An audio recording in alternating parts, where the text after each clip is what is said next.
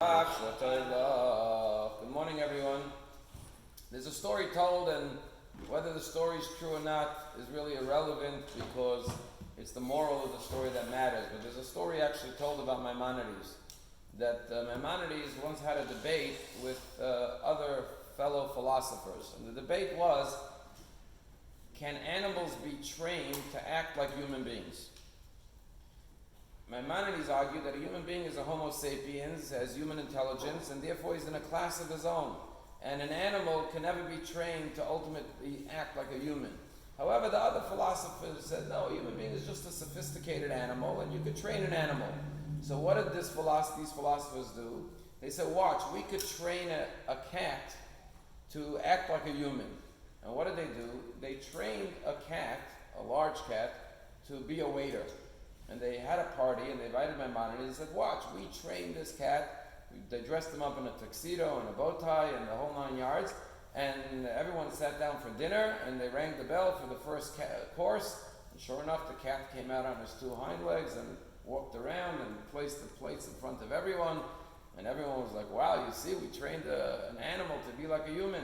Rang the bell, second course, third course. By the fifth course, everyone was like, you see, Maimonides was disproven. An animal could act like a human. And Maimonides was very relaxed, and at the end of the meal, he opened up a little box and he let out a mouse. And the mouse went running onto the ground. As soon as the cat saw the mouse, he dropped the tray with the food and went running after the cat.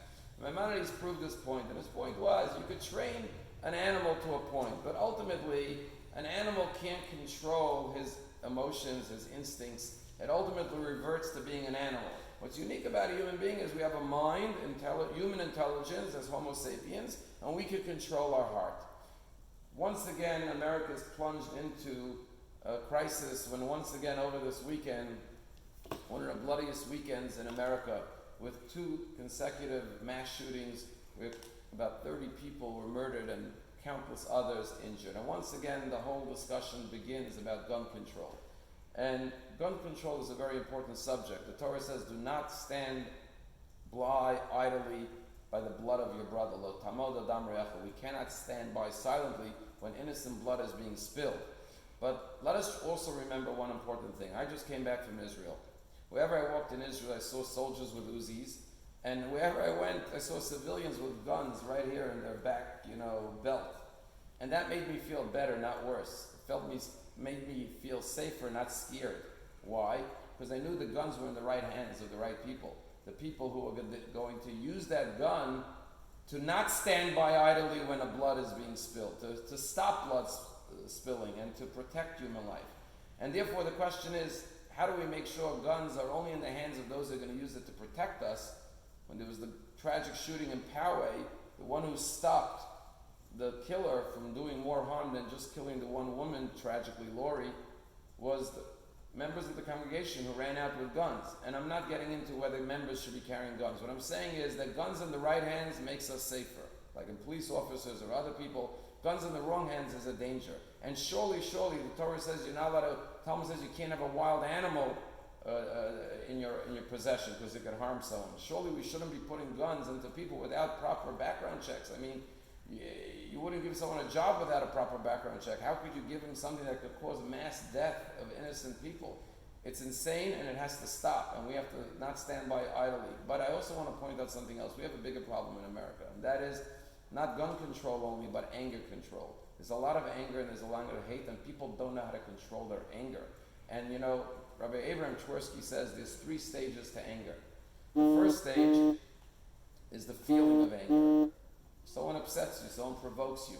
And he says that you can't control. You're a human being. Somebody angered you.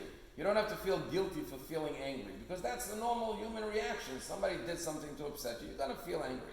He says, but then there's stage 2 of anger. What's stage 2? Resentment. How long are you going to hold on to that anger?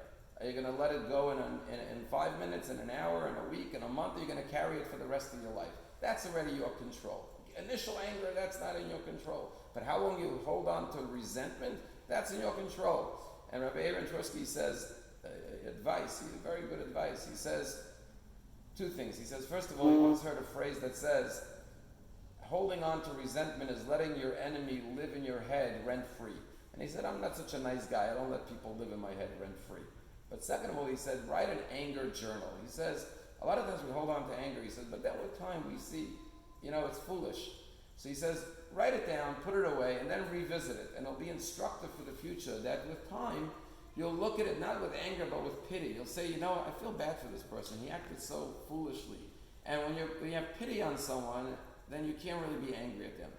But what does Rabbi Twersky say? He says, after the initial anger, then you have resentment. He says, then there's the third stage, which is the worst. And that is when the resentment turns into rage. When we act on that anger. Like we're seeing in America now, where people are acting on their anger. And he says, that's unexcusable no matter what. He says, never should one act. And therefore, as human beings, we have control over our emotions. We can stop holding on to resentment, and we surely could control ourselves not to act in a way of rage. And that's why the word anger is one letter away from the word danger. You just put the letter D before anger, you have danger. And I think in America, we've forgotten that we're human beings. And people don't have control over many things, over their passions, their lusts, their desires, their cravings, their impulses. And the more we give into our impulses and our instinctual, habitual cravings and desires, the less human we feel, and the more depressed we become, because we realize we're not in control of our own lives.